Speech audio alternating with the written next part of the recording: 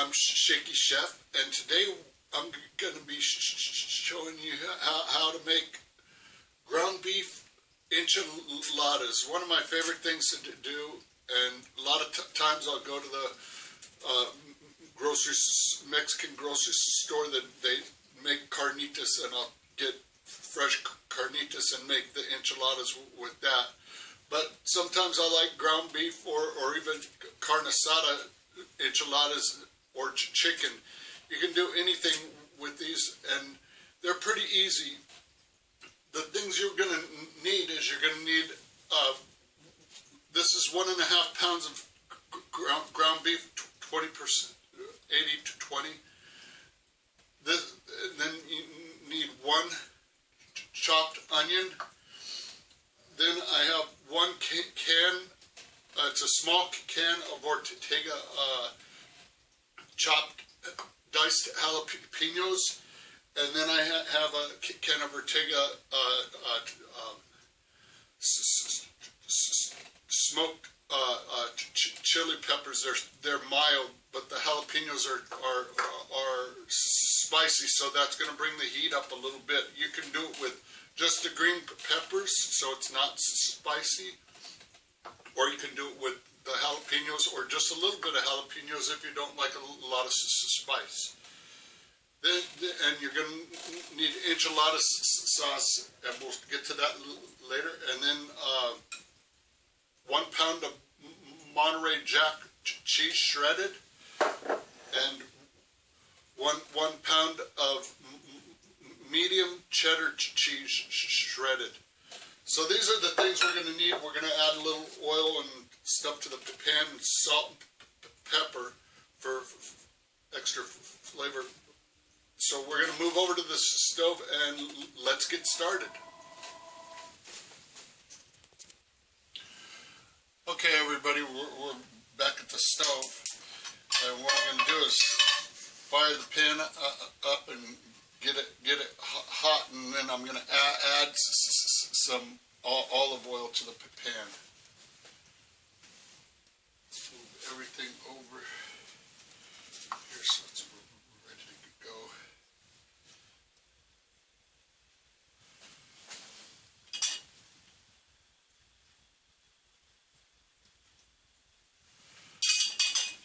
These are really good to make. They're not too hard. They don't take a whole lot of time. They do take a little bit of preparation time. You know, the chopping, and then the cooking of the meat and stuff, and then you got to put everything together. And we'll go through all that as we go along. So let's go ahead and saute these onions and get this thing going.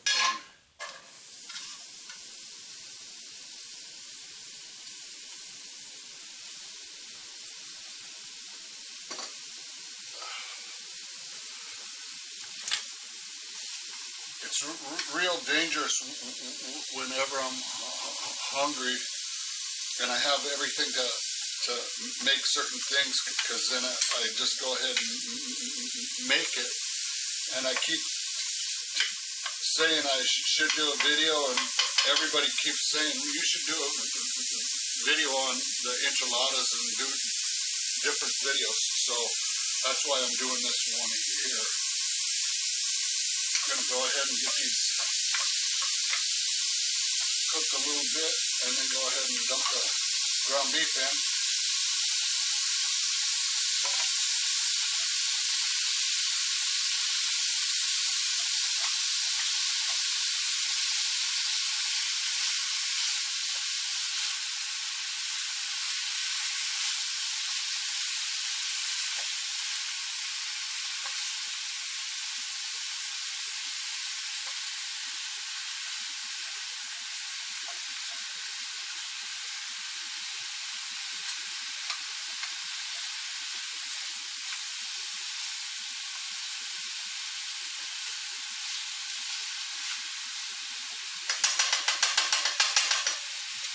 Then what we're going to do is add some kosher salt in, and some black pepper,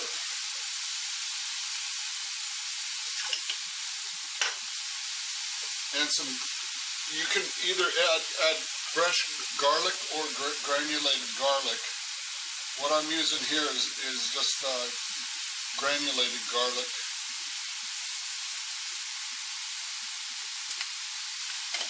A lot of times I like using fresh because it's easier, but I have the garlic, and you're not going to add that much to it anyway, so.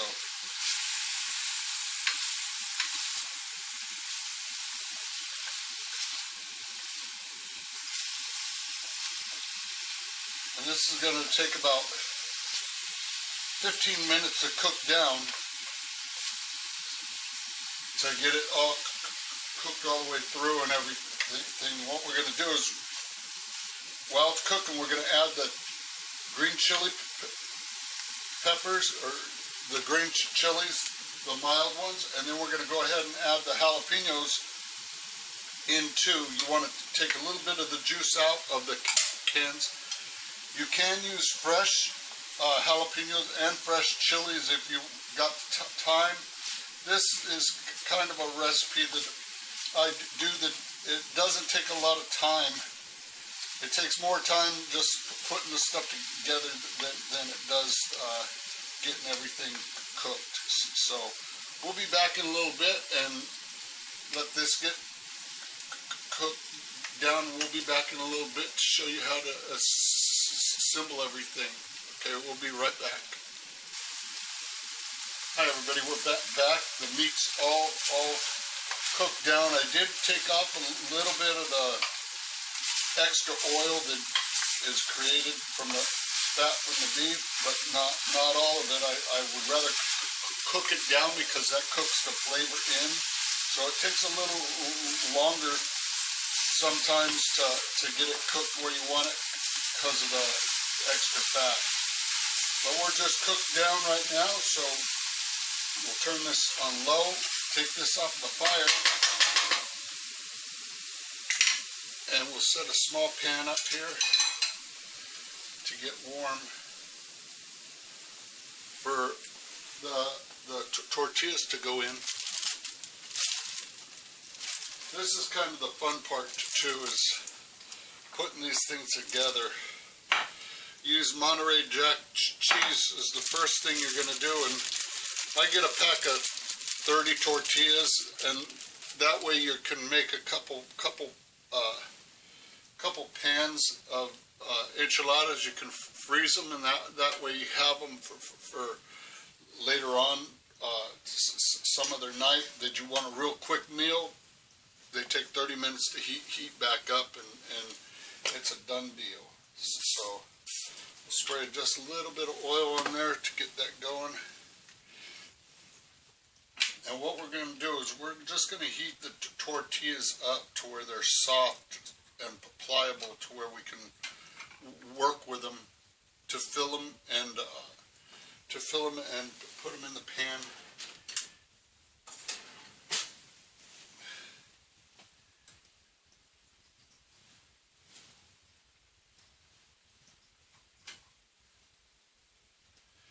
If you don't heat them up, if they're out of the fridge, if you don't heat the tortillas up, they'll just crack up on you when you're putting them together, and it just makes it a lot harder to do.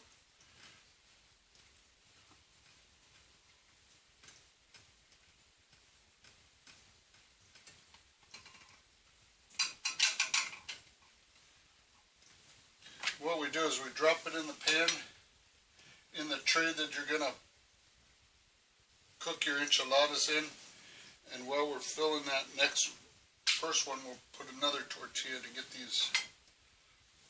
them warm.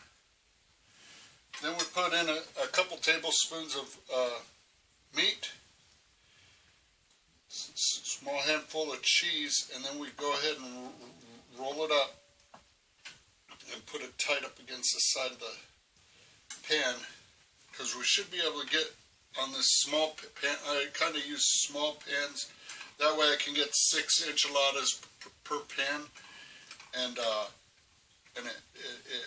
it's easier because then that's about what I can eat in a couple days anyway. Or if I have somebody over for lunch or dinner, I have enchiladas that they can have. Go ahead and take that one out.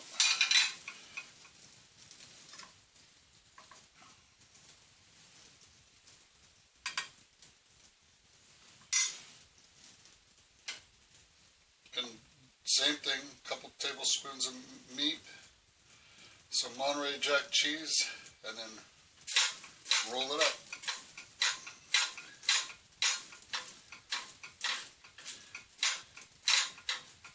Now I'll go ahead and keep going on this, and I'll come back and show you how to finish this off. Okay, stay tuned. Hi everybody, I'm back, and I actually got 3 trays, 2 trays with 6 enchiladas, and then if you want to do a different style of plating, you can do it in an individual for dinner. You can throw them in the oven. That's why I have one that has 3 enchiladas in it. And from here, I just take a can of enchilada sauce and just pour it over the top. And on all this, you're going to use a whole large can of enchilada sauce, because when it cooks in the oven at 350 degrees for about 30-40 minutes, it's going to get into the meat and actually give the meat more flavor, and it's going to come out, it's going to thicken the sauce up to 2. So you don't want to be shy with the sauce unless you don't like a lot of sauce. If you don't like a lot of sauce, then you don't have to put a lot of sauce on it.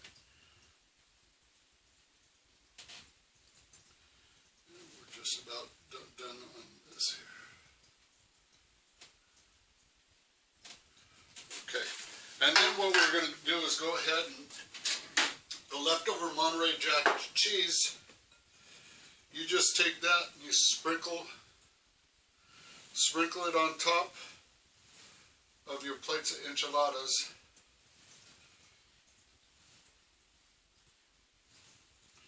When I make them, I like to have a lot of cheese in them. It just makes them, I think, a lot better when they're all gooey and lots of cheese on them. So I don't skimp on the cheese. And then what you're going to do is take your medium cheddar cheese that you shredded, and you can buy the cheese already shredded. I have time to shred it, so I don't mind shredding it myself. It's a little less money, but and I get a better. I usually get really good cheese to use on this.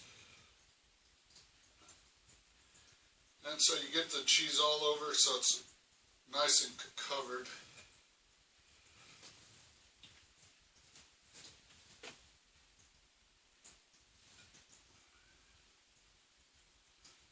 There we go. And then what we're going to do is, excuse me 1 minute while I open this up. This is a can of black olives. Some people like them. Some people don't. Me personally, I like the black olives. It brings a little extra flavor to the enchiladas, and what I do is I just sprinkle it on the top. You know, just so you get olives all over.